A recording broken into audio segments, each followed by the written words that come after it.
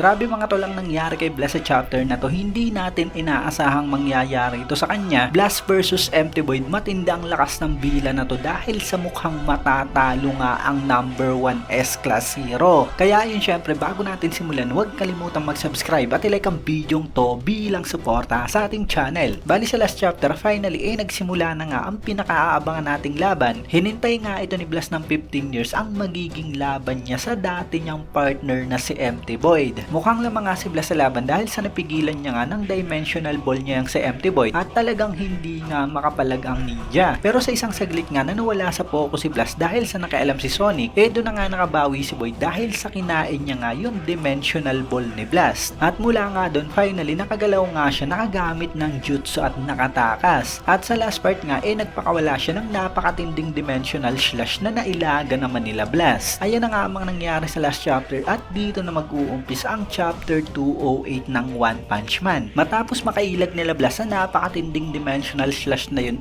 talagang biglang-bigla nga sila rito. Napatanong nga dyan yung si Sonic kung ano ba yan, kung isa ba raw yung genjutsu. Sagot naman ni Flashy Flash hindi. Pero yung village nga raw parang experimental ground lamang para makagawa ng ganyang katinding halimaw. Napakatindi naman kasi talaga ng damage ng attacking ito ni Empty Void at kahit na nga wala siya dyan, nakaka-atake nga siya mula sa ibang dimensyon. Napatanong naman dito si Blast kung maaring magaling na ba raw talaga si Void. Maaring hindi pa nga raw, pero kasunod nga niyan may bigla na nga lang sumipa sa kanila sa likod. At eto na nga, hindi man lang nagtagal at talagang bumalik na nga dyan sa laban si Empty Void. Iba na nga yung itsura niya rito mga tol, nabasag nga yung parang armor niya dyan sa mukha. Maaring yan na nga yung pinakamalakas na form niya, pero tingin ko maaring mabasag pa nga ng tuluyan yung armor niya. So nabigla nga rito sila Blast dahil sa nakabilik nga aga ng ninja. At sabi nga rito ni Void, simula raw nung inabsorb niya ang kapangyarihan ng avatar na yun si Garo, talagang parang may kakaibang araw. Mukhang isang failed creation daw si Garo. Nabigyan nga raw ito ng kapangyarihan mula sa God, pero may tinatago nga raw itong maitim na nature para sumuway. At tinawag niya nga dyan na hindi katanggap-tanggap ang bastard na si Garo. So alam naman natin yun dahil sa hindi naman talaga nature ni Garo ang sumunod sa utos ng God. At nakita nga natin na tinulungan niya pa si Saitama sa huli para maibalik nga sa normal ang lahat. Kaya ayun, talagang mukhang inis nga etong si Empty Void kay Garo. Dagdag naman ni Void kahit na nga raw ganun, bilang resulta ngayon yung kapangyarihang darkness ni Blast na pang kontra sa God hindi na nga raw gumagana pa sa kanya. At bukod pa nga raw dun naalala niya yung matinding galit niya kay Blast na ipinalimot sa kanya ng God. So bali ayun, talagang counter nga mga tol yung kapangyarihan ni Blast sa God dahil sa mukhang divine power nga ang kapangyarihan nito, samantalang kay Blast nga darkness. Pero ayun, dahil nga sa ginawang paghihigop na itong si Empty Void sa kapangyarihan ni Garo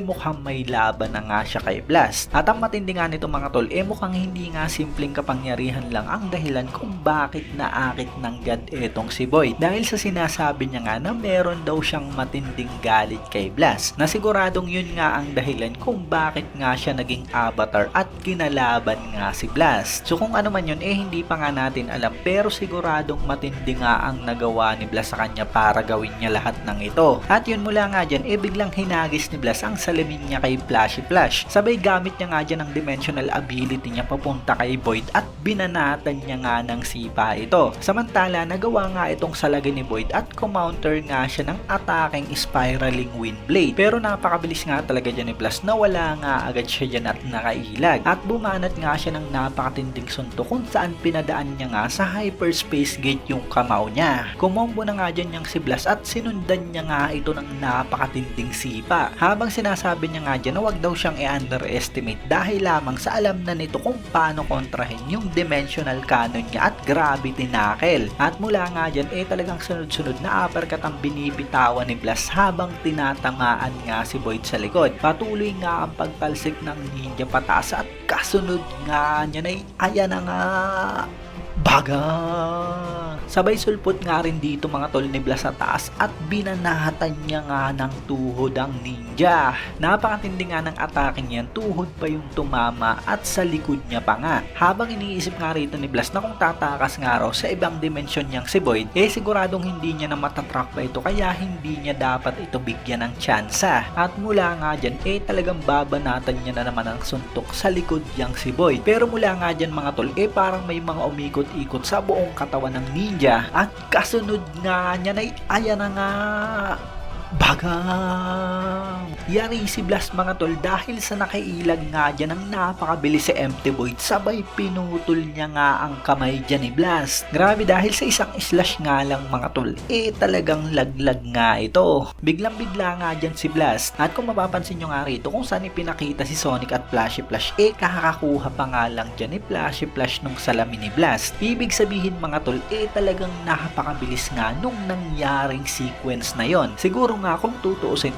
nangyari lamang yun sa loob ng isang segundo. Dahil sa napakalapit nga lang ni Blast kay Flashy Flash nung ibinato niya nga ang salamin niya. Kaya ayun, grabe nga talaga ang bilis ng mga karakter dito sa One Punch Man. At talagang hindi nga ako makapaniwala mga tol na mangyayaring mapuputulan ng kamay si Blast. Siya nga ang number 1 S-Class hero at siguradong siya nga ang sunod na pinakamalakas kay Saitama. Pero ito nga ang matindi dahil sa bigla na nga lang nalaglag ang braso niya. So dahil nga dyan mga tol, pinakitang napaluhod na nga talaga si Blast. At sabi nga dyan ni Empty Void, mukhang hindi raw nakakapag-teleport niyang si Blast kung hindi niya pagtitikitin yung dalawang kamao niya. At dagdag pa nga nito, desperadong taktika nga raw yun kung saan gumagamit ito ng mga boring na magic trick para lamang matarget yung mga blind spot niya at talagang nadidisappoint daw siya. Yan nga raw si Blast ang number 1 S-Class hero. Hindi na nga raw talaga kaya nitong ilagan ng isang dimension slash. Manood na nga lang daw ito kung paano niya wawasakin ang mga city at ang mga tao sa mundo at tatayo nga lang daw ito at wala man lang magagawa. Pero mula nga dyan, sabi ni Blast hindi raw magaling magsinungaling yang si Empty Void at talagang pabago-bago nga raw ang mata nito. At kung pareho nga raw yang si Void nung nakalaban niya ito 15 years ago, siguradong ulo niya nga raw talaga ang mapuputol. Pero ngayon daw dahil sa pag-absorb nito sa kapangyarihan ni Garo, nagsisimula na nga rin daw mawala yung ginawang pag-brainwash sa kanya ng God. Pero mula nga dyan mga tol, mukhang nag-init nga talaga si Void at bigla na nga lang nagkaroon ng napakaraming mga slash sa katawan niya yang si Blast. Napakarami niya nga agad tama dyan at hindi man lang nga natin nakita kung ano ba yung nangyari sa kanya at kung ano ba yung ataking binitawan dyan ni Empty Void. At yan na nga yung katapusan ng chapter mga tol. Napakatindi nga talaga ng laban, yun nga lang talagang maikli nga ngayon yung mga chapter. Pero grabe, dahil sa talagang masasabi natin na matatalo nga si Blast sa labang ito. Di hamak na mas napakalakas nga ni Blast kumpara kay Sonic at Flashy Flash. Kaya siguradong wala nga ring magagawa ang dalawang ninja laban sa dating leader nila. Kaya ayun, kung sakali man, ang siguradong talagang makakapagligtas nga kay Blast